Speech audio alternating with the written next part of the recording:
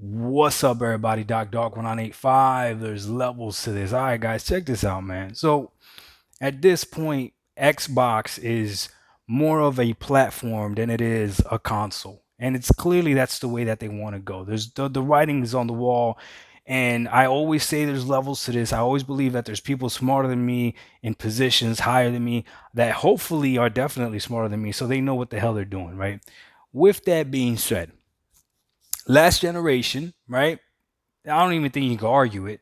The PS4 was definitely the dominant console. It had the better experiences, the games ran better. Like the PS4 was the system to have. Not that the Xbox One was bad, but the PS4 was the system to have. Okay. Xbox came out this generation with a different strategy, completely different strategy. And what's crazy is I understand the difficulty for people to understand, especially those people that are diehard Sony fans, because they're still using the old arguments or the old metric of success, which is sales and numbers and everything. You would think they have stock with these companies, and I hope they do. If they're following this much, how much these companies are making, I really hope they're actually making money off of how much money Sony is making, all that stuff. So hopefully they do have stock, because if they don't, then I don't know why they're following all this stuff, right? But here's the deal. Xbox, the fact that there's two Xbox, that's number one. The fact that there's two Xboxes shows that they're not just pushing one specific console.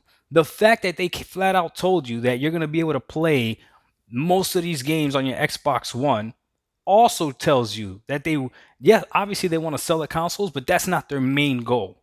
Their main goal is the same exact thing that Jim Ryan said, which is pretty interesting.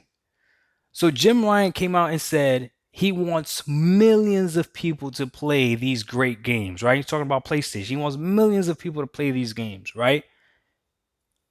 Xbox is literally doing that. Millions of people are playing Forza. Millions of people are experiencing this great game. And they're experiencing it how? On different platforms as far as like physical hardware goes. See, the platform though is still Xbox because it's still an Xbox game, but the way you access it could be different. So you and I could both be playing Xbox just on different hardware, on an Xbox One, on a PC, on an Xbox Series S, on an Xbox Series X, on a phone. You could literally be playing Xbox on a Sony product. If you got a Sony phone and you download what is Xbox or Game Pass or whatever, you could do this, or you could use the browser and do this. That's insane when you really think about it. So Xbox is going to transition into a platform. That's what it's going to be synonymous with. So in the future, it's like this. Look, depending on how old you are, you remember when somebody would ask you, "Hey man, what are you listening to? What do you listen to your music on? Whatever. What do you listen to your music on, right?" And if you're old like me, you remember this. You'll be able to say, "Oh, I got that new Sony Walkman, the new Sony Walkman that don't skip.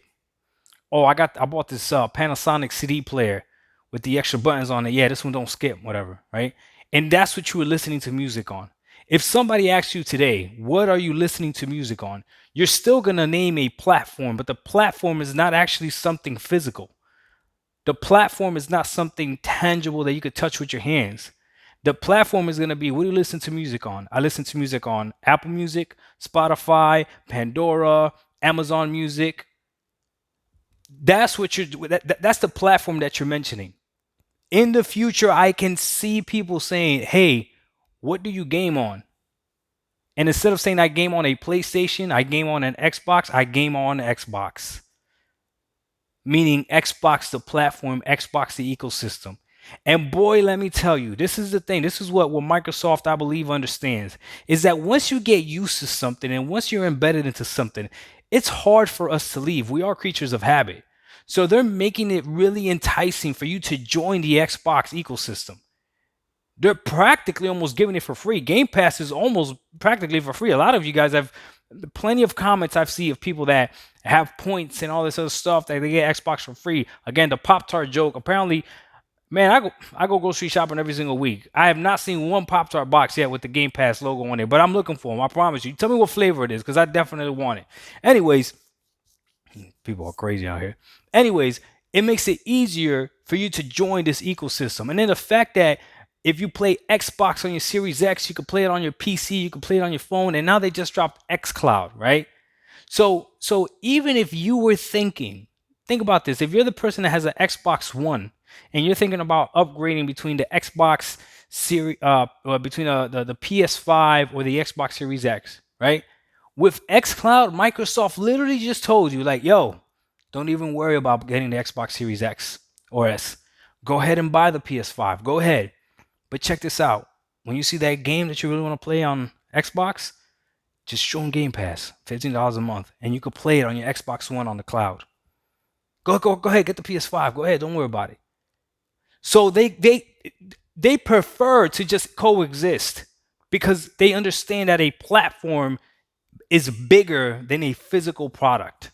They understand that. So for all of you out there that are still counting sales of hardware as a metric as to what's winning, you're not understanding the bigger picture. There's levels to this. It's not about sales, it's about user base and subscriptions. That's what it's about. Now, Phil said that this is sustainable, right?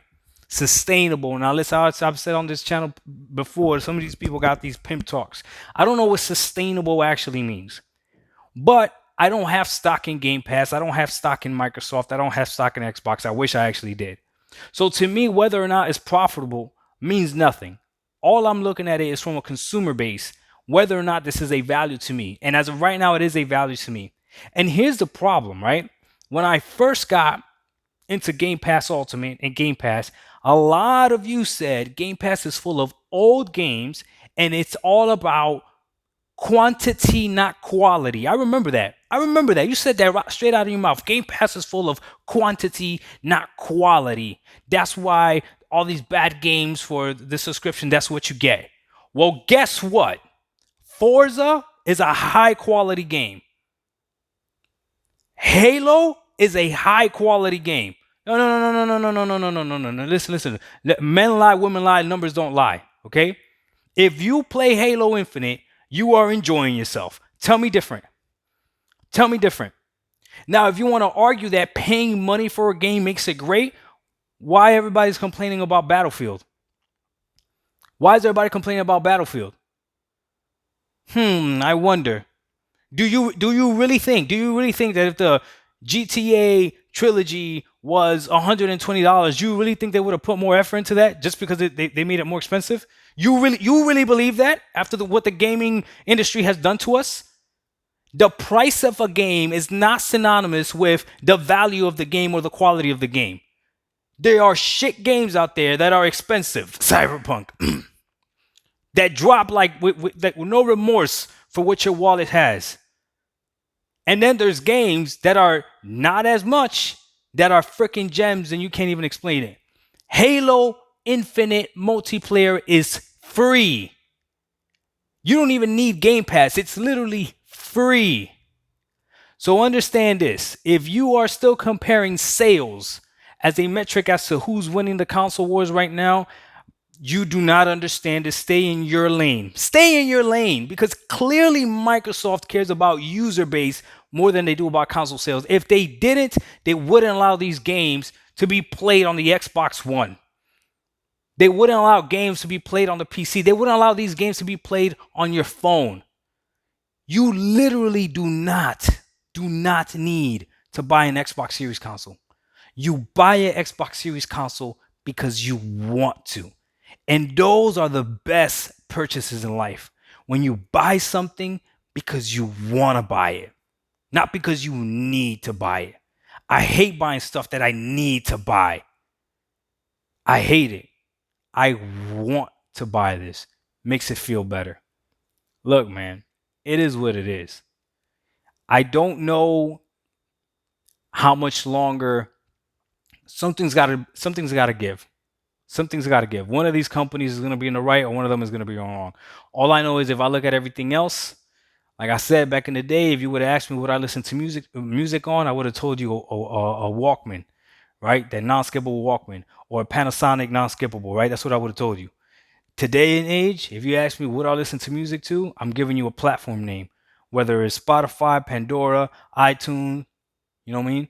So Apple Music, I mean, you know what I'm so it is what it is.